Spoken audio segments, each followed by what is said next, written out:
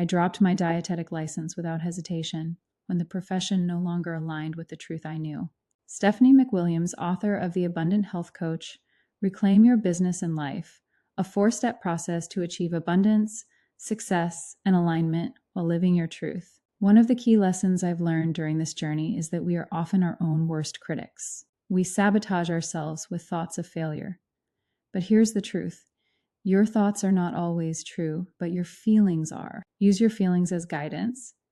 If you're feeling fearful, it's simply a sign that you're pushing against your comfort zone, and that's where miracles happens. Speaking of miracles, I've been pulled back to A Course in Miracles time and time again since 2012. At its core, A Course in Miracles is not a religion, but a spiritual curriculum designed to bring you into alignment with the truth of your being. It encourages a radical shift in how we perceive ourselves, our relationships, and the world. The Course's key themes are the power of forgiveness, the illusion of separation, and choosing love over fear. I have dedicated a chapter to the teaching from A Course in Miracles in the full book. Speaking our truth can often be very uncomfortable and feel dark. Facing the shadow self requires deep introspection and the courage to confront uncomfortable truths. Sometimes it may feel much easier to deny or suppress these parts of ourselves than to acknowledge and deal with them. However, this avoidance only perpetuates feelings of shame, guilt, and confusion.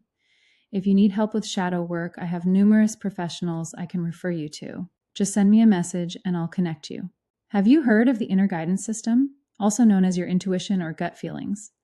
I have followed my inner guidance system for as long as I can remember. If you're interested in chatting about this, send me a message. The core of your inner guidance system is your connection to your higher self, the part of you that is deeply connected to the universe, your soul's purpose, and the truth of who you are. It speaks to you through subtle cues, whispers of wisdom that are often drowned out by the noise of external distractions, fear, and doubt. Listening to your inner guidance brings a sense of peace and calm because you're operating from a place of authenticity. You're not chasing after external validation or conforming to others' expectations. You're simply following your own truth. This is where the real transformation happens. Once you've aligned with your truth, reprogrammed your mind, and confronted your fears, it's time to take action. But not just any action, inspired action. Following your inner guidance system and moving from a place of inspired action aligns you with your true purpose and opens the door for serving others. Service and purpose are inseparable. They feed into one another in a powerful cycle of growth and fulfillment. When you serve others with a clear sense of purpose, you experience profound joy and meaning. Your actions become aligned with your deepest values, and your life becomes a reflection of your inner truth.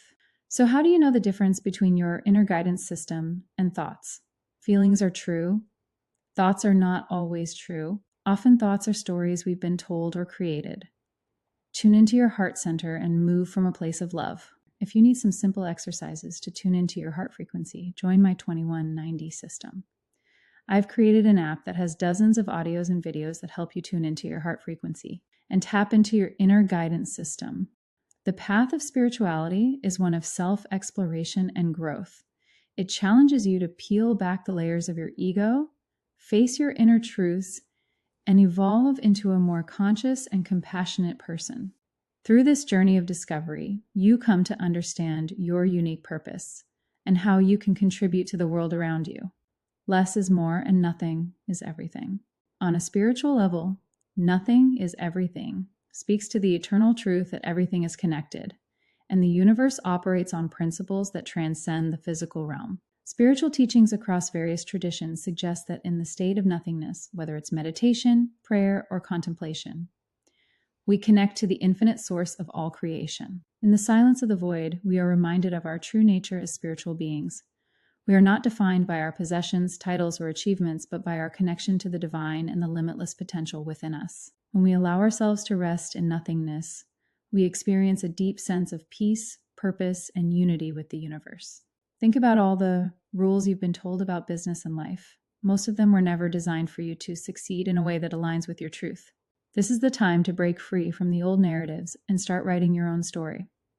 As you walk down the path, you may find yourself up against darkness and eventually experiencing an ego death or dark night of the soul. In the balance between darkness and light, we find the contrast that allows us to shine with greater clarity, teaching us the value of both in shaping our experiences. Ego death is not the end of the self, but rather a transformation in how we relate to ourselves and the world.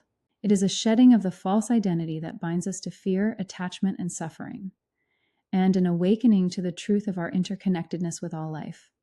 Through the experience of ego death, we realize that the true self is not the ego's construct, but the universal consciousness that transcends all forms.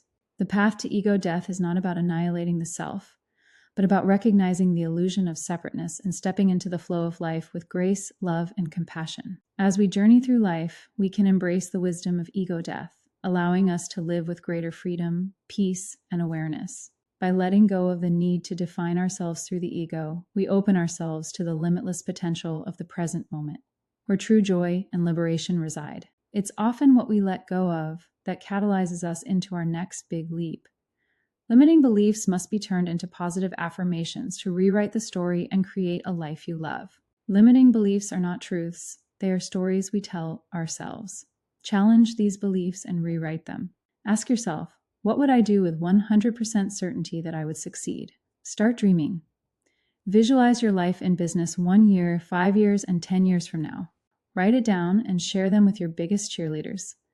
Keep your dreams close to your heart and surround yourself with those that are where you want to be and those that will lift you higher.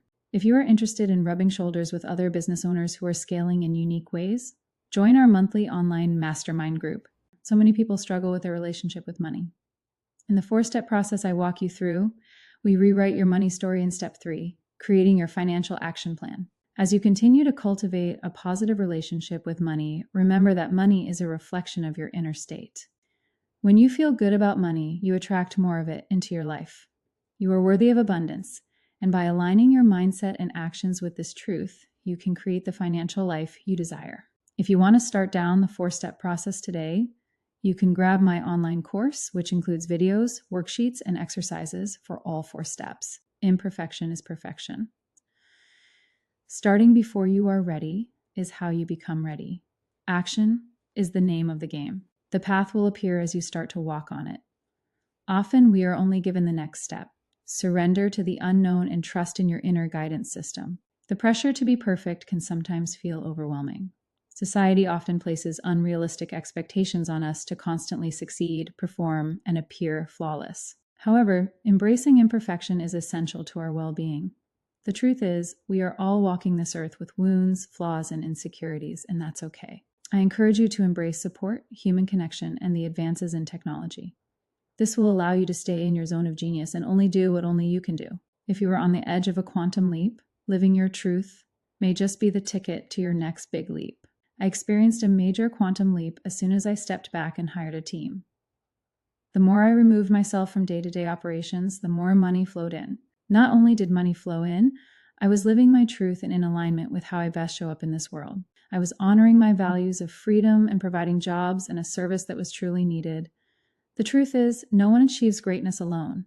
Even the most successful people in the world rely on a network of support, whether it's family, friends, colleagues, or mentors. Walking with others doesn't mean sacrificing your autonomy or losing yourself. Instead, it means recognizing that you are stronger when you connect with others, share your journey, and support one another in mutual growth. While walking with others is an enriching and powerful experience, many people are hesitant to open up or form deep connections. Fear of rejection, judgment, or vulnerability often keeps people isolated. The idea of allowing others into our lives, sharing our struggles, and relying on them for support can feel intimidating. But the truth is, human connection is essential for emotional health. It is within our relationships that we find healing, support, and encouragement. By allowing ourselves to walk with others, we open the door to deeper fulfillment and meaning. If you were to do just one thing today, I would recommend the simple yet powerful act of giving. Start small and see how it feels. I have a grant and loan program called the Vulnerability Project. It started with giving away free services and small amounts of money or things. Today, I have thousands of dollars out on loan, and the more I give, the more that comes around. The feelings I am receiving are pure joy. I also dedicate time to going back to the Vipassana centers and serving in the kitchen to help others try out the technique. Serving others is not just about improving the lives of those we help, it can also improve our own lives. By helping others, we enhance our own well-being. increase our happiness, and contribute to a sense of fulfillment. It fosters gratitude, creates deeper relationships, and enriches the fabric of our communities. In Vipassana meditation, the act of service is an important aspect of the practice, known as dana, generosity, or seva, selfless service. This act of service is a way of cultivating compassion, humility, and mindfulness, both toward oneself and others. It helps practitioners detach from ego and cultivate a sense of interconnectedness with the community. If you are interested in playing with the act of service, start today by simply opening a door for a stranger, locking eyes and smiling.